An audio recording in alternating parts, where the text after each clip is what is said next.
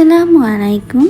আমার SK studio channel থেকে আপনাদের সবাইকে স্বাগত জানাচ্ছি আমার আজকের নতুন একটি রেসিপি দেখার জন্য।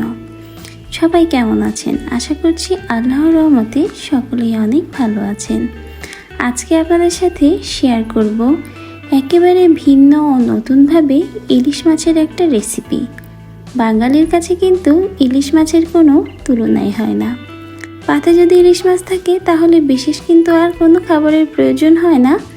ইলিশ মাছটা কিন্তু রান্না করাও ভীষণ সহজ, খেতেও ভীষণ মজার। তো রেসিপিটা চলুন দেখে নিই। রান্নার জন্য প্রথমে একটা প্যানে পরিমাণ মতো তেল গরম করে নিয়ে 1 কাপ পরিমাণ পেঁয়াজ কুচি দিয়েছি। পেঁয়াজ কুচিটা এখন হালকাভাবে কিছুটা সময় ভেজে নিব। এখানে আমি বড় সাইজের একটা পেঁয়াজ কুচি করে দিয়েছি। আপনাদের যদি প্রয়োজন হয় এর থেকে বেশিও পেঁয়াজ কুচি দিতে পারেন। এখন কিছুটা কাঁচা ঝাল আমি অ্যাড করে দিচ্ছি।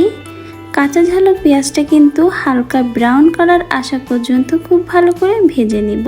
ঝালটা চাইলে এখানে কিন্তু আপনারা আরও বেশি অ্যাড করতে পারেন। আপনারা যেমন পছন্দ করবেন সেটা বুঝেই কাঁচা ঝাল অ্যাড করবেন। দিচ্ছি এখানে 1 কাপ পরিমাণ পেঁয়াজ বাটা। পেঁয়াজ বাটা, পেঁয়াজ কুচি, কাঁচা ঝাল এই মশলাগুলোই এখন তেলে খুব ভালো করে ভেজে নিব। মশলার গন্ধটা চলে যাওয়া পর্যন্ত কিন্তু মশলাগুলো ভাজতে হবে। মশলা থেকে যখন অতিরিক্ত পানিটা টেনে যাবে আর মশলার গন্ধটাও চলে যাবে তখন এর ভিতরে বাকি মশলাগুলো অ্যাড করে দিব। স্বাদ মতো দিয়েছি লবণ, আধা চা চামচের মতো দিব হলুদ গুঁড়া এবং আধা চা চামচের মতো শুকনা লাল ঝালের গুঁড়া। আদা বাটা বা পেঁয়াজ বাটা এখানে দিব না, তাহলে ইলিশ মাছের গন্ধটা কিন্তু আর পাওয়া যাবে না। তো এই মশলাগুলোই দিয়ে এখন ভালো করে ভেজে নিব। আর মশলাটা হালকা ভাজা হয়ে গেলে মশলাটা ভালো করে কষিয়ে নেওয়ার জন্য কিছুটা কষানোর জন্য পানি অ্যাড করে দিব। ইলিশ মাছ রান্না করতে অনেক বেশি সময় লাগে না আর বেশি কিন্তু মশলাও লাগে না। আর এখানে ধনিয়া গুঁড়া বা জিরা গুঁড়া অ্যাড করব না। মশলাটা কষিয়ে নিব আর কষানো মশলার ভেতরেই কিন্তু ইলিশ মাছগুলো দিয়ে দিব।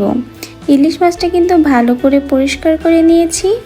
আর ইলিশ মাছের পিসগুলো দেয়া হলে 3 থেকে 4 মিনিটের মতো ইলিশ মাছগুলো মশলার ভিতরে কষিয়ে নিব ঢাকনা দিয়ে। মশলা কষিয়ে নেওয়ার ভেতরে যদি এভাবে ইলিশ মাছ দিয়ে মাছগুলো কষিয়ে নেওয়া হয় তাহলে কিন্তু মাছগুলো ভেঙে যাওয়ার আর সম্ভাবনা থাকে না। 3 থেকে 4 মিনিট পরে এখন মাছগুলো উল্টিয়ে অন্য সাইডটা দিয়ে দিব এবং আবারও 2 থেকে 3 মিনিটের মতো মশলার ভিতরে মাছগুলো কষিয়ে নিব। তাহলে কিন্তু পরবর্তীতে মাছগুলো আর ভেঙে যাওয়ার সম্ভাবনা থাকে না। মাছটা যেহেতু নরম মাছ, তো রান্না হয়ে গেলে তখন বেশি নাড়াচাড়া করলে ভেঙে যাওয়ার সম্ভাবনা থাকে। সেজন্য এভাবে কষানো অবস্থায় হালকা একটু নাড়িয়ে চাড়িয়ে মশলাটা মিশিয়ে নিলে কিন্তু ভেঙে যাওয়ার আর সম্ভাবনা থাকে না। তো আরও 2 থেকে 3 মিনিটের মতো মশলার ভেতরে দিয়ে মাছের দুটো সাইডই খুব ভালো করে মশলার সাথে কষিয়ে নিয়েছি। এখন মাছের ভিতরে ঝোলের জন্য পরিমাণ মতো পানি অ্যাড করে দেব। এখানে আমি কিন্তু খুব একটা বেশি ঝোল রাখবো না, এজন্য প্রথমে অল্প একটু পানি দিয়ে তারপরে মশলাটা ভালো করে নাড়িয়ে চাড়িয়ে দিয়েছি। তারপরে প্রয়োজন মতো আরও একটু পানি অ্যাড করেছি। টোটালি বলতে গেলে এখানে আমি 1 মগের মতো পানি দিয়েছি। আপনারা যদি এখানে ঝোলটা বেশি রাখতে চান সেক্ষেত্রে কিন্তু আরও কিছুটা ঝোলের পানি অ্যাড করতে পারেন। এখন আবারও 7 থেকে 8 মিনিটের মতো রান্না করে নিব। আর এই ইলিশ মাছ রান্না করতে যেমন খুব বেশি সময় লাগে না তেমন কিন্তু মশলারও প্রয়োজন হয় না। অল্প সময়ে যেমন রান্না করে নেওয়া যায়, স্বাদটাও কিন্তু ভীষণ ভালো আসে। হালকাভাবে একটু নাড়িয়ে দিচ্ছি মাছটা। আর রান্নার মাঝে অবশ্যই কিন্তু ঝাল ও লবণটা আপনারা চেক করে নেবেন। আর এখানে কিন্তু ধনিয়া পাতা দেওয়ারও কোনো প্রয়োজন নাই। যত কম মশলা দিয়েই ইলিশ মাছের এই রেসিপিটা রান্না করবেন ততটাই কিন্তু খেতে স্বাদ হবে। তো রান্নাটা কিন্তু হয়ে গেছে। এখন আমি হালকা আরও একটু ঝোল টানিয়ে নিব। যেহেতু এখানে আমি মাছটা ভুনা টাইপের করছি সেজন্য আর খুব বেশি ঝোল রাখবো না। তো দেখুন কতটা সুন্দরভাবে ইলিশ মাছটা রান্না হয়ে গেছে আর একটা মাছের পিসও কিন্তু ভাঙে নাই। তো এখন গরম গরম ভাতের সাথে পরিবেশন করব। আর আপনারা যারা ইলিশ মাছ পছন্দ করেন আশা করছি তাদের কাছে আজকের রেসিপিটা ভালো লাগবে। আর যারা পছন্দ করেন না তারাও একবার এভাবে রান্না করে খেয়ে দেখবেন, আশা করছি তারাও পছন্দ করবেন।